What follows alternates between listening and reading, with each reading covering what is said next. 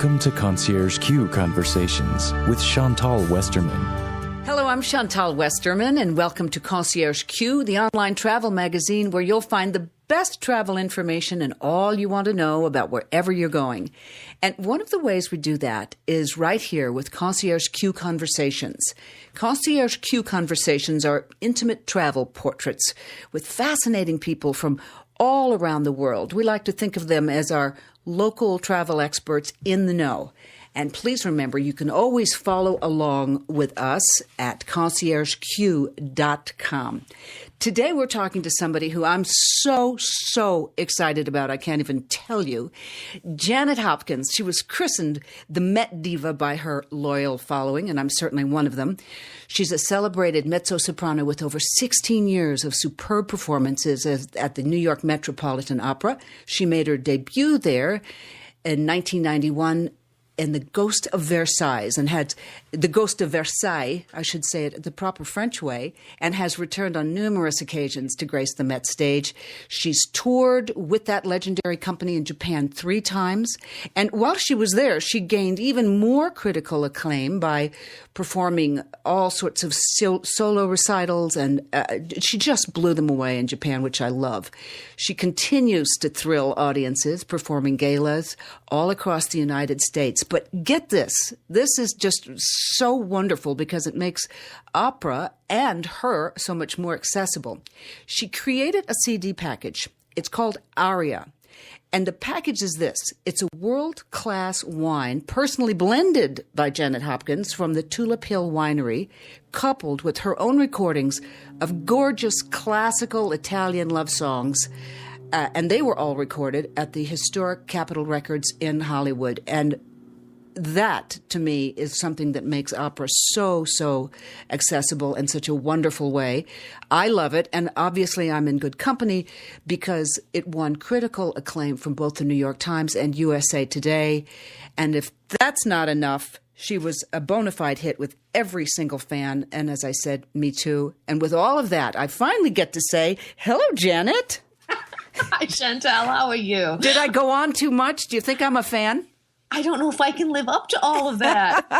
Well, I really like our listeners to know a lot about who I'm talking to. And when I'm enthusiastic about someone, I really do like to share it because you do make a difference in the world of opera. Oh, thank you. That's the best compliment I could ever get. It's a funny thing, isn't it, how people tend to be afraid of it. I have wonderful friends who say, opera, I don't know, it's not for me. What are they afraid of? What makes people who don't like opera uncomfortable with it, do you suppose? I think there's a couple things that have built that little edge into people. One of them is it tends to be a little pretentious at least it used to be. Ticket sales were a little high. People used to dress up in gowns and minks and go. And so it seemed to be very elite.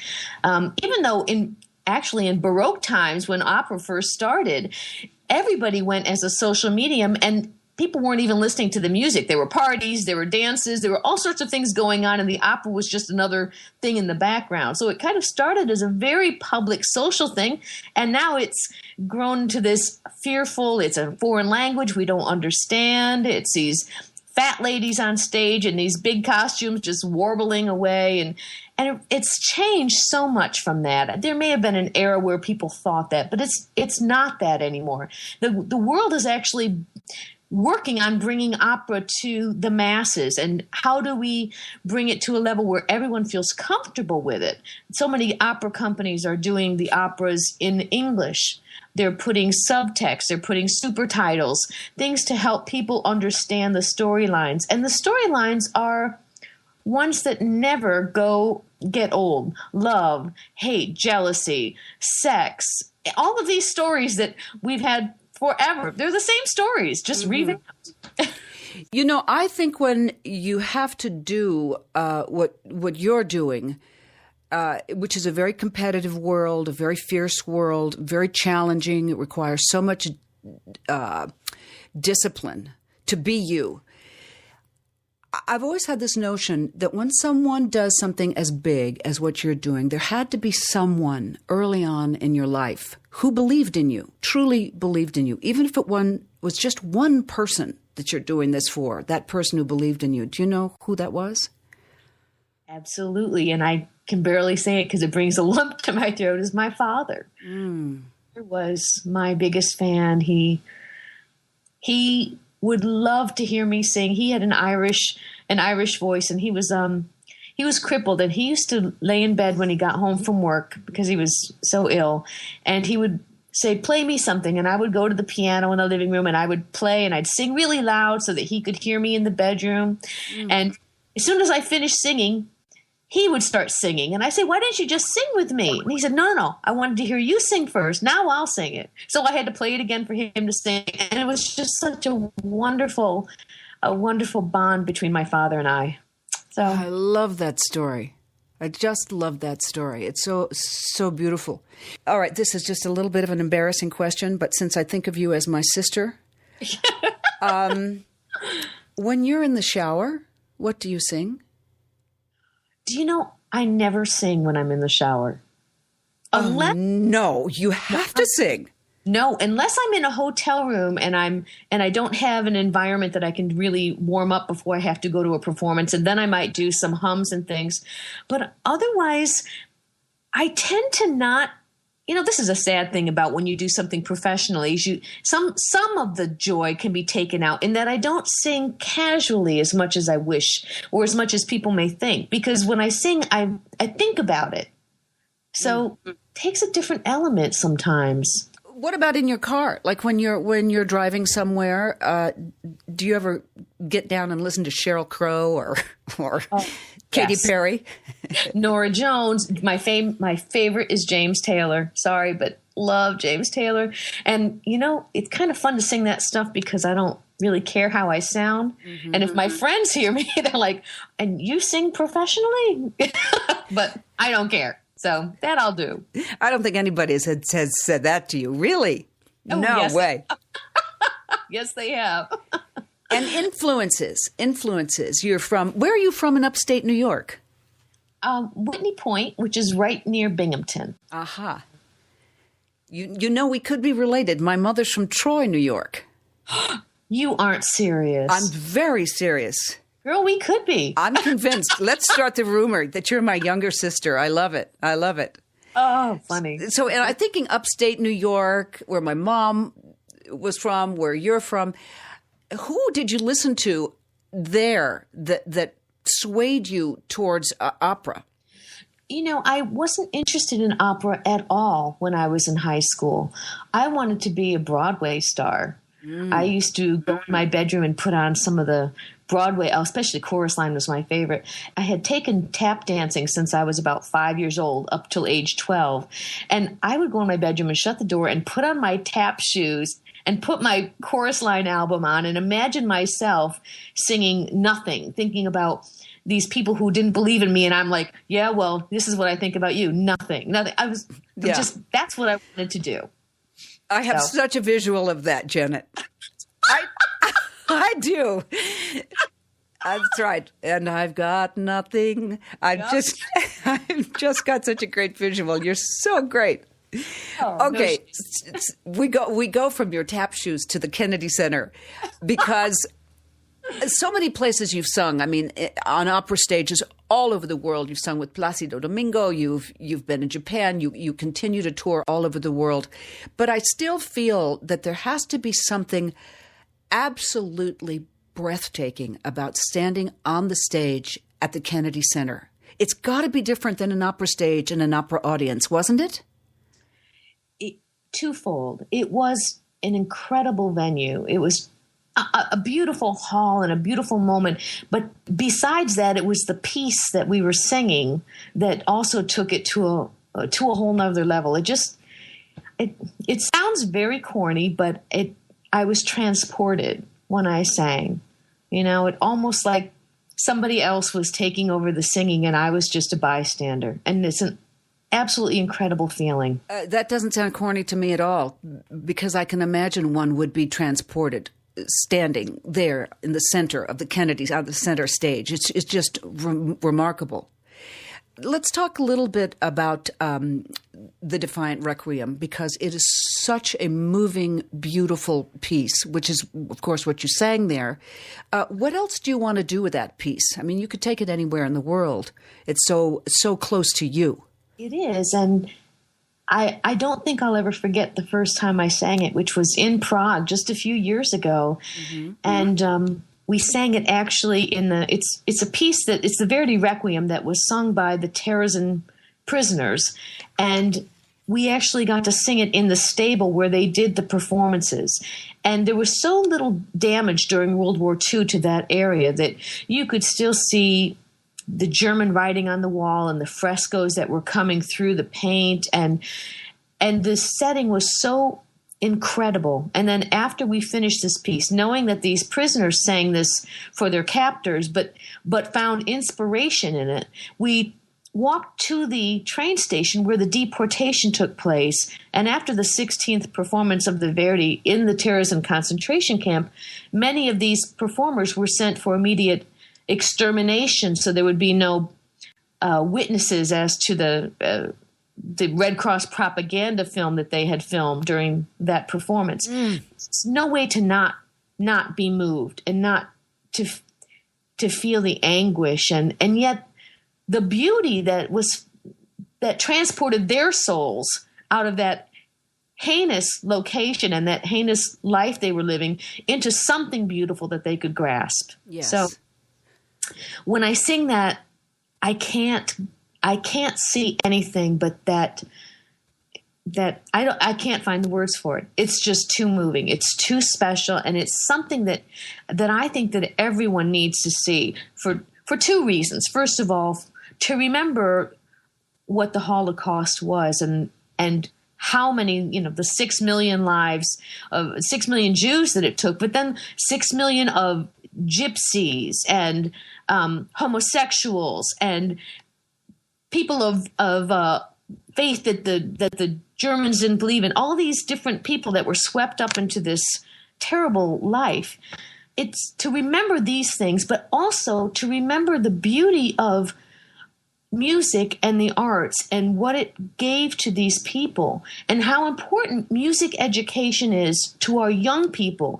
Because if it could take these people that were in this concentration camp and give them something to live for, how can we say that it is not valuable in a child's life? And I have a passion for this. Yes, I can hear it in your voice. And what's wonderful about your passion, my dear friend, is that it is absolutely contagious. I assure you that many people listening here and at Everyday Opera and everywhere else we can get this interview will be caught up by that, as I am.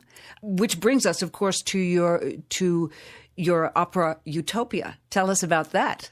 Well, I've just started a foundation 2 months ago, and the end goal is to build an opera house in Columbia, South Carolina, which is the capital of South Carolina.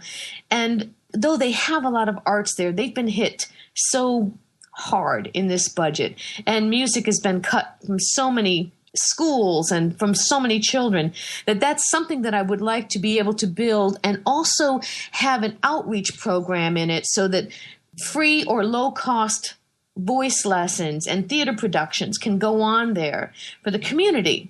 But our short-term goal for next April 12th of 2012 is to bring the Defiant Requiem to South Carolina and to also have an entire week of Jewish culture remembrance. I'm bringing the Brundabar, which is the children's opera. Wow. It was written and performed in Terezin by the children. And I just heard back yesterday from Ella Weisberger, who was the original character of the cat in Terezin, that she is going to be coming to South Carolina. Of course, this is a year away. And as of this point, she's planning on coming to be able to talk to the children and tell them about her performances in Terezin of this work. Bringing the Prodigal Son, which is a dance. So we're hoping to bring some New York City Opera ballet people there, although on the marquee we're not allowed to say that, but I think I can say it verbally. I think you can too, yes. and films and lectures. And I've asked two of the survivors who sang in the Verdi in Terezin to come, and they're going to be coming. And they are also in part of the film clip that accompanies the Verdi that we sing with part of the Defiant Requiem. So I'm excited because I'm hoping that this is just going to, some element of something in the week will touch everybody. Maybe not everything will hit everybody, but something. Of course. And I will tell you this. When you say, well, of course, Chantal, it's a year off, before you know it, it will seem like 20 minutes when you and I are standing somewhere in South Carolina saying, do you remember when we talked about this last year? It will be 20 minutes, my friend. Do you think I'll have any hair left on my head? Yes, I think you will. I think you will. And I'll be there to be your wingman or your wingwoman, as it were. I can't wait.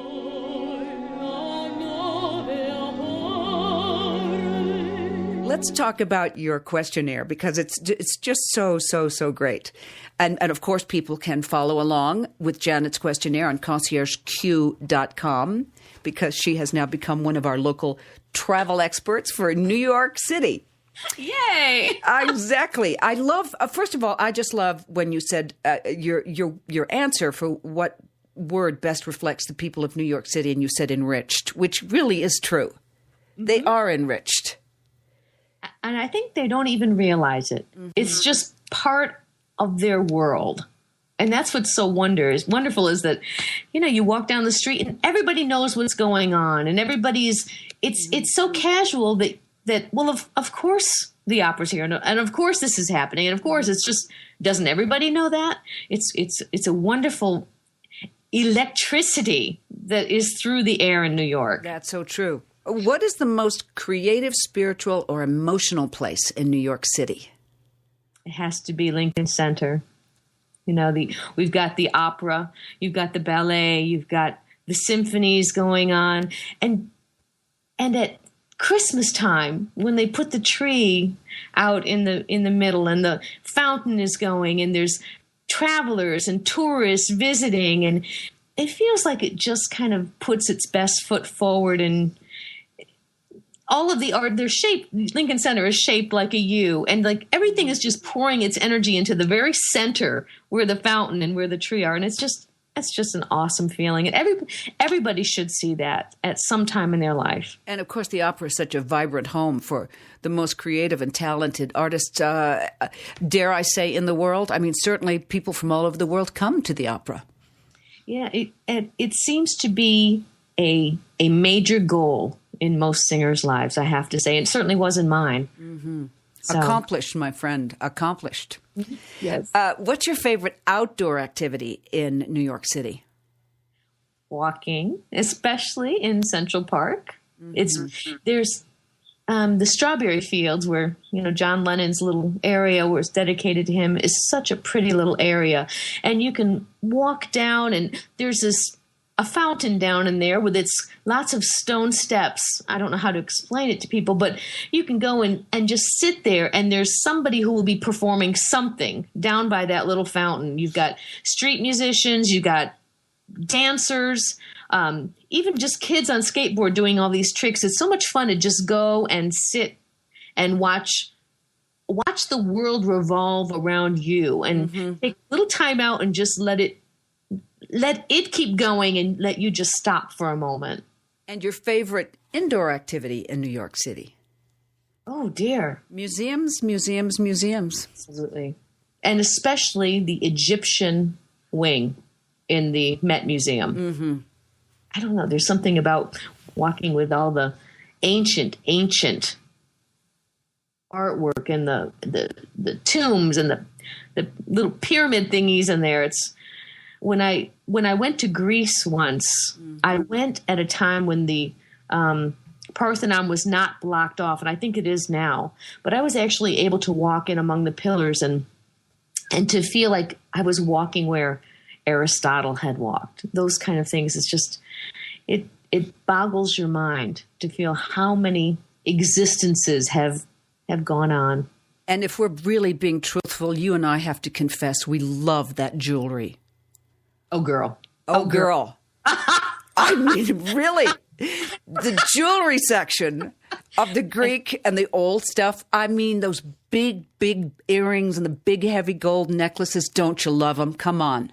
And I was born for a tiara and a You crown. were. I was. You absolutely were. I have one sitting right here on my desk, a little tiara. You know, I was in Tulsa 2 weeks ago performing, and my friend and Denise and I went to this accessory store, and they had an entire display of tiaras. I thought I was going to die. I've never been to a store that had them all out on display. And they must have known I was coming. Oh, my gosh. That's so great. Your favorite sound, my dear friend, in New York City? The church bell, St. Patrick's Cathedral. The whole area is so pretty you've got the little, well, of course I love it at Christmas time, especially with the tree and at Rockefeller Center and you've got Saks and all the stores around there, but there's nothing like those church bells. And, you know, it's such a majestic building, and the structure and even just the openness of it so that the tourists can just walk in and, you know, maybe light a candle, say a prayer. It's a beautiful place. It's a beautiful place for a time out. Yeah, I like to light a candle and say a prayer when I'm there. So many people, when they get to New York, the first thing they say is, let's go get a drink. Where do they go get a drink? Dizzy's. It's right near Lincoln Center. Yes. Make the best dirty martinis. Is from anywhere in the world, go there for a dirty martini. Extra olives, of course. Of course, of course, of course. Are you a martini girl? Yes, I was a martini girl. I stopped drinking a while ago because I had too many of them. But if I still drank, I would certainly drink a dirty martini at Dizzy's with you. There you go. Oh, you can just have the olives. Yes, I'll just take the olives. We've had a theme going in our last couple of interviews, talking to people who travel all over the world, and our theme is jet lag. Do you get jet lag? Of course you get it. How do you deal with it? You know, that's a really tough thing, and it depends on the number of hours on a plane. Mm-hmm. But I think that jet lag it's not just the time difference, it's the altitude difference, and there's the only thing that helps, and I'm not going to say it fixes it. The only thing that helps is overhydration. You know, just a lot of water the day before so your muscles are hydrated, which is just what we singers would do anyway. It's not the day of a performance that you drink, it's the day before, because the muscles need to be able to absorb that water. So drinking a lot of water the day before, and on the plane itself, continuously drinking water. Otherwise, I've not yet figured out the perfect way, except that to take a couple Ambien and try to get onto that new schedule as best as possible. Mm-hmm. So where, Janet, can people find you next? The very next performance I have is May 1st in Minnesota. And I'm hoping there's no snow. But I don't know. I don't know if we're going to have – they just had some snow there. So – and that will be the Defiant Requiem again. And this is kind of my mission right now, is to go around and do some Defiant Requiems, because I feel in my soul that this is a very important work that really needs to be taken to a lot of people in as many places as we can. It also involves community choruses. So what they would like is that a community would have their orchestra learn the work and their choruses learn the work. And then we bring in maybe enough to just give it a little bit more security. And so that way it really becomes a community concert and performance, so that everyone is involved from both sides of the stage in this beautiful monumental work. But there must be a recording with you doing it somewhere, right? People can buy a recording of yours. No, not yet. Not yet. They're in the middle of filming a documentary about it, but we've not had a recording done yet. I think there was the very first time he ever did it, which was before I was involved, in Prague, and they did a recording, but they've not done one yet since then. We need to have one done. We need to have one done with you. Oh, I would love that, because I feel that this is a piece that was written just for me. I feel like somehow Verdi knew that this would be something that would be important to me and would fit my voice beautifully and would bring the angels out of me. And I don't mean that egotistically. I actually just mean it spiritually, that it touches me so much to perform this work. Well, there was no ego there when you said it, because when I hear you sing, I feel the angels come up out of you and they touch me. And I think that's the whole purpose of angels, especially angels of voice. I think that's how the appreciation of music is moved from one person to another when angels come out of one person, in this case you. So there was no ego there, my friend. Thank you. And I do think that those angels will touch other people's angels that go into their bodies, and somehow souls are communicating through music besides just our bodies. And I think that's very important. It certainly is. One of the things I find fascinating is the whole concept of social medias today, and how you, for example, are so popular on Twitter, and it's still another way to reach people in terms of opera. So people who are Twitter people, it's Met Diva on Twitter, right? The Met Diva. The Met Diva on Twitter. Talk about how that's worked for you. It's wonderful because people who wouldn't have any even connection with opera necessarily will pick up a quote and bring them to another site, which then talks about, oh, there's somebody about who talked to the Met Diva, or somebody who talked to Fort Worth Opera, or some other opera company. Sometimes I'll do a little opera quote, which I think is kind of silly or funny, and just to bring a smile. And it seems to be a wonderful way of doing just a short little brief communication with people and letting them know, hey, I'm here and I'm thinking about you, and I hope that you're interested in opera, and maybe I can inspire you to go to another Twitter account or to a website and read something else and learn something else about it. Lovely. Let's talk a little bit while I have you here. I know your days are so full.